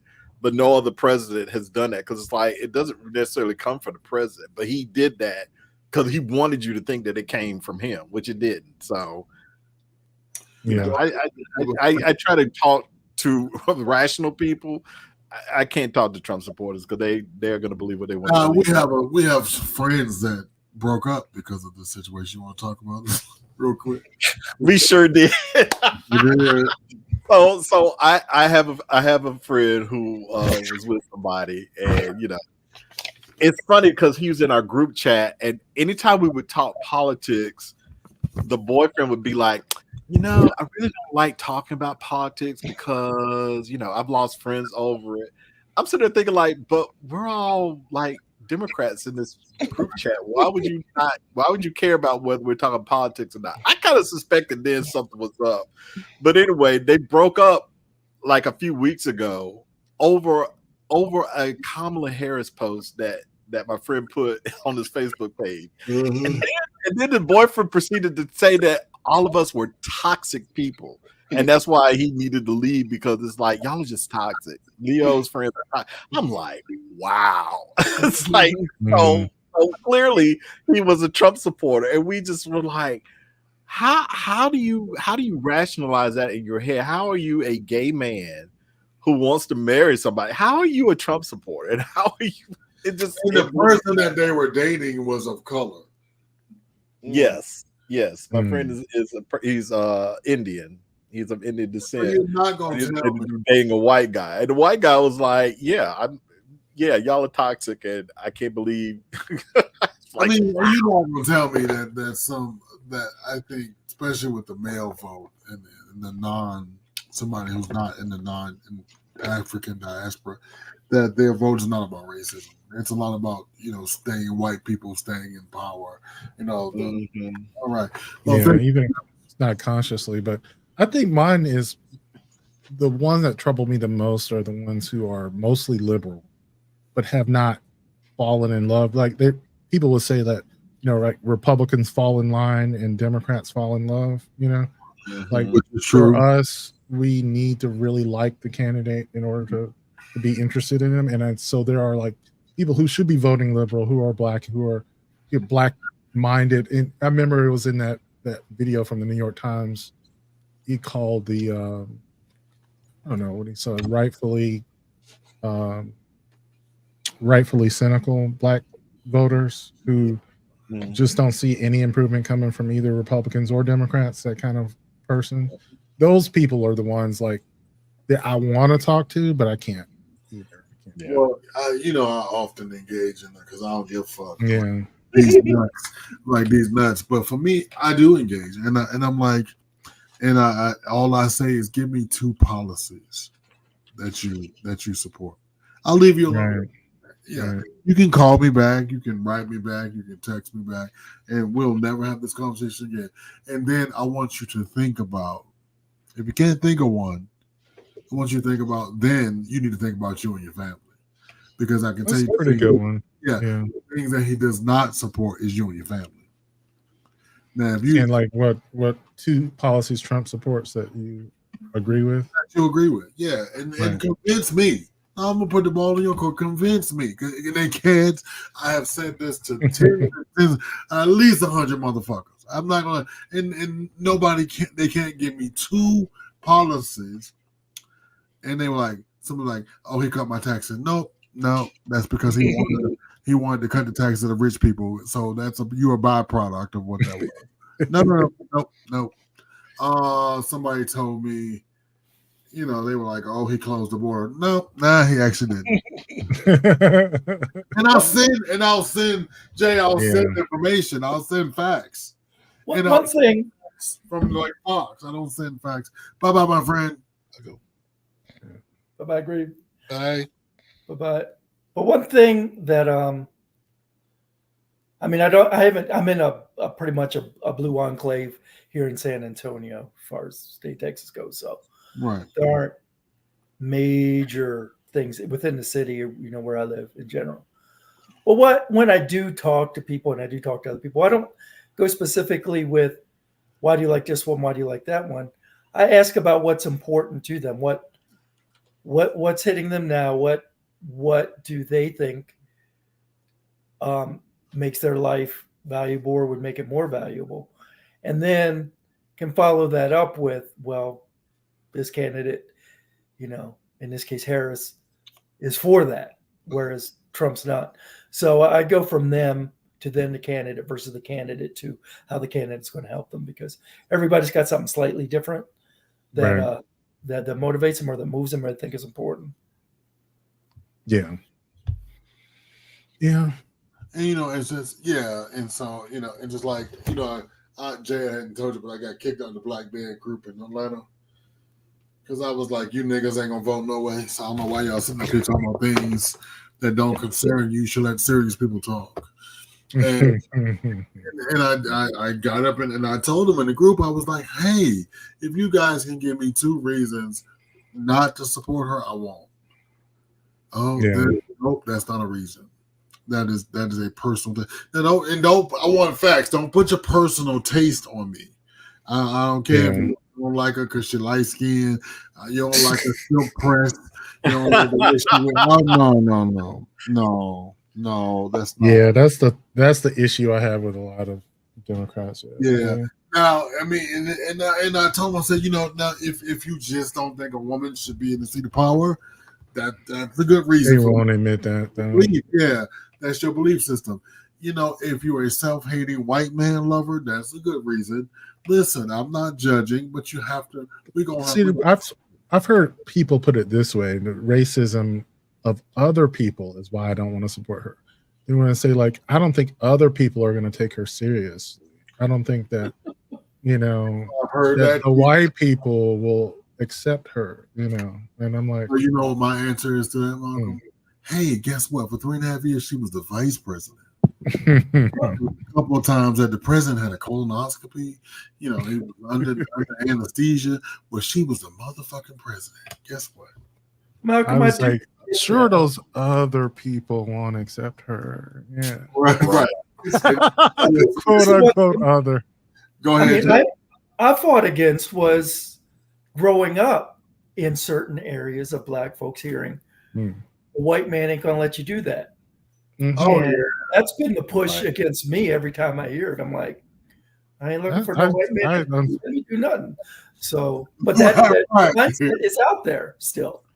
And I tell this to my mom all the time. This one does make me sad because she went to some very racist environments when she was younger, and they said they won't let you do this, they won't let you do that, and I'm like, right, okay, you can show her the evidence, she'll believe it for like 5 seconds, and then she goes right back to what her experience was. Yeah, her life experience. That was her life experience, and so like a lot of times you just can't undo that. You know. Right. Now I don't know. I don't think, and sometimes the example of President Obama is not enough. I think they are so consumed with her being a black female. It's just that's beyond the pale. Yeah. So with that said, I'm going to go ahead and end Patreon. All right, bye. See you guys on Monday.